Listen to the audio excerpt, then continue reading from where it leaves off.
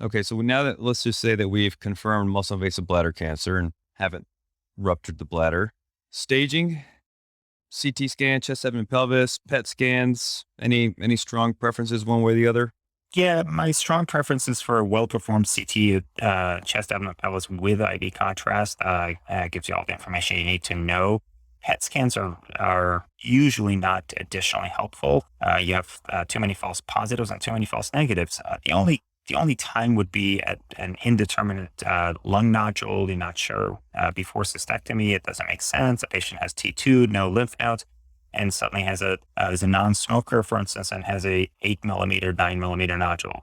Perhaps PET scan might be helpful in that setting and reassuring you that if it's negative, that's not a metastasis. But even in that setting, I try to go for biopsy rather than a PET scan because that'll give you a definitive answer. Or just benefit of the doubt and move on with your treatment and see what happens to that lung nodule a few months later. Yeah, I agree. I think well done CT scan to really understand the anatomy is what I prefer. But I think there's also maybe some institution specific factors where PET scans preferred one way or the other. So let's talk about suspicious pelvic lymph nodes. Couple of lymph nodes, a centimeter, 1.2, 1.3 centimeters, all confined to the true pelvis. How do you kind of approach that? Typically, we will move on with neoadjuvant chemotherapy, or if the patient's cisplatin ineligible, we'll enroll into a clinical trial and then see what happens to those lymph nodes and sort of retrospectively stage the patient. Most likely they are positive. If you've got this random lymph node in the obturator fossa or between the external iliacs and common iliacs, those are most likely positive.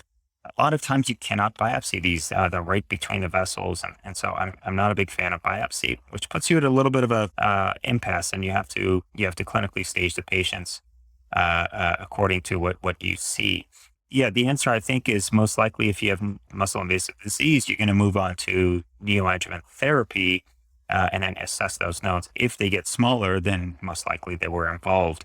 I prefer doing a cystectomy on those patients rather than chemoradiation because you really want to know the status of the nodes and remove all potential sites of disease. And what you generally do, say 4 cycles of induction chemotherapy, restage, and then an additional 2, or any modification to the regimens? No, I don't think there's.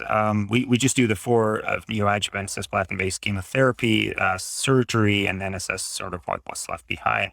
In the past, I think if you had residual T3 or N plus disease after neoadjuvant therapy, we were accruing to the ambassador trial and the adjuvant Pembro trials. But now with Checkmate 274 having reported a disease-free survival benefit, I think more patients are now being considered for adjuvant immunotherapy with nivolumab based on that trial.